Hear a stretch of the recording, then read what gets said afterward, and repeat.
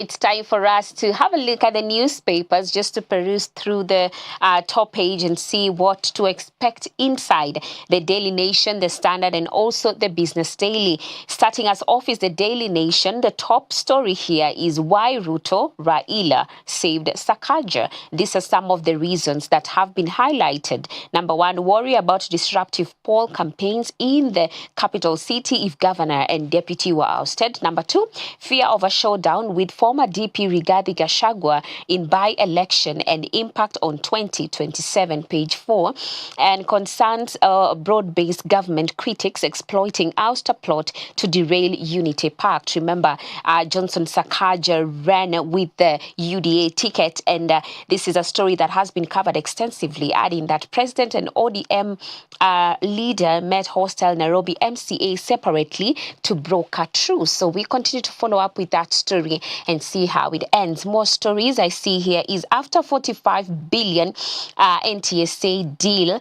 tycoons eye sugar trade. I see here businessmen Farid Abdul Razak Sheikh and Jabir Abdul Nasir Al Kandi, who are eyeing a 45 billion shilling smart driving licenses tender, have made an aggressive entry into the sugar industry. This is a story that has been highlighted, well covered on page 7, and you can have a look at it. More stories on the Daily Nation is governor step up resistance against executive decrees, a story covered on page 6. Page 2 is covering puzzle of ghost schools, learners and lost billions. Of course, this has been what we have been covering for the past few weeks, the lost millions, not just in the education sector, but also in the health sector with the Social Health Authority. I see here fisherman Brian Odhiambo, he is dead. Witness lifts lead on KWS cover-up. More stories. Abdikadir Firidie becomes first president of Somalia's new northeast state.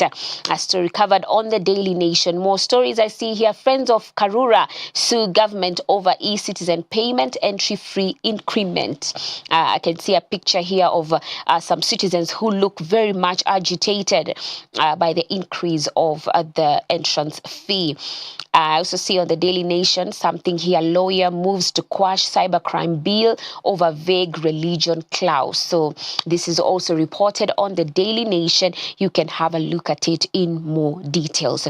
More stories I see still covered here is that CBC meets AI, how teachers are using ChatGPT to rethink lesson plans and marking schemes.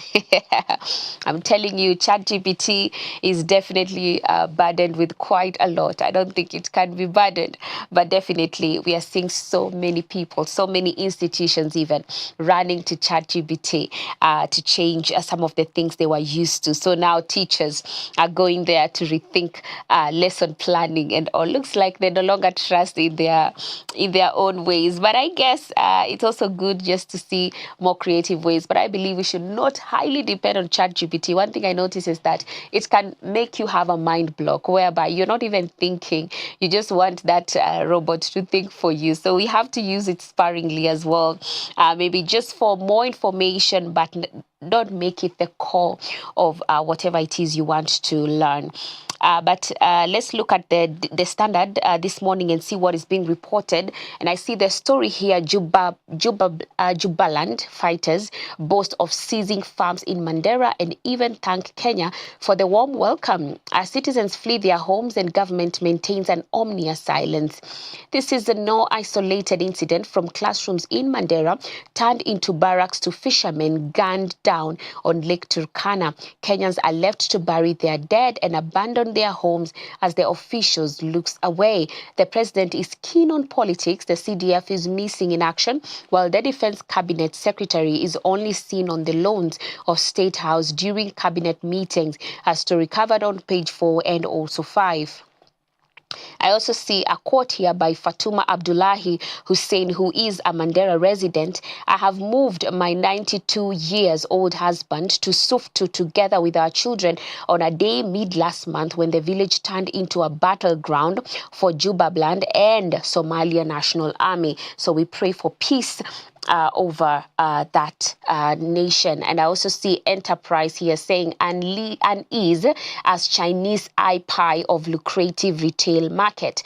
This is in China Square, and you can look at it in more detail.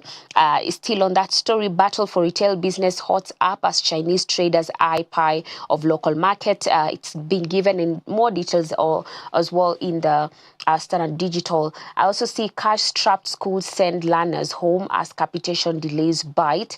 A story that we did cover yesterday.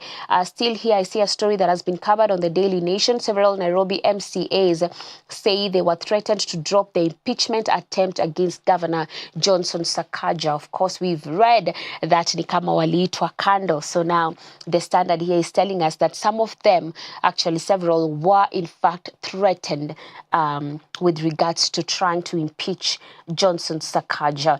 More stories I see here. Kenya's borders breached, but State House security officers remain mum. And I see Kenyans expect President William Ruto, the Commander-in-Chief of the Armed Forces, to take responsibility for the latest spate of incursions by heavily armed groups into the country, especially after learning was disrupted at a school in Mandera, a story that has been covered extensively on the Standard as well. Now, let's look at the Business Daily. That's the newspaper that covers business news mostly.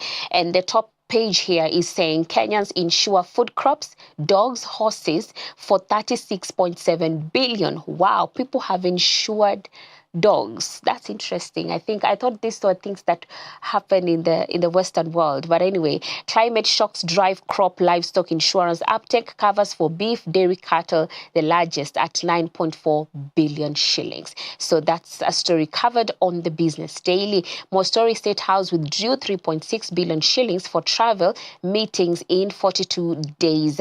And that's a story covered there as well. More stories, 11 banks must raise 15 billion shillings by December or risk license. Tax policy shift leaves Nova School fighting, and Kampala, Dar beat Nairobi in prime warehouse rent yield. A quote here by Nderito Moreithi: when I made an observation that debt is deferred tax in a speech last Monday, some in my audience were surprised.